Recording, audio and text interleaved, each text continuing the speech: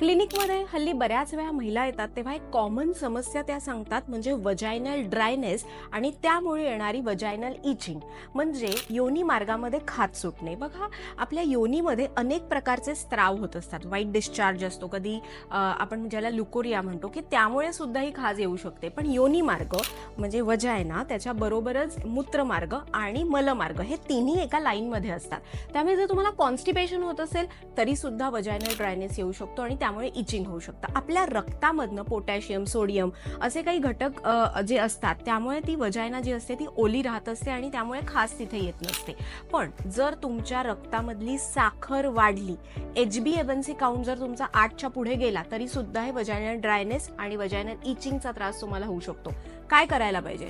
सगळ्यात पहिले hygiene follow करा.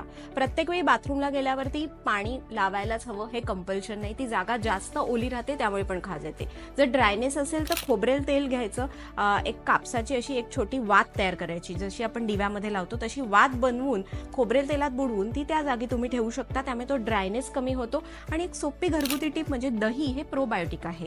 त्याच्यामध्ये अळशीची पूड जर मिक्स केलीत एक पाव चमचा आणि ते रोज तुम्ही जर सकाळी घेतलं काहीतरी खाऊन तर त्यांनी सुद्धा हा वजायनल इचिंगचा त्रास कमी होतो. तुम्हाला पण असे काही त्रास आहेत का? तर कमेंटद्वारे आम्हाला नक्की सांगा.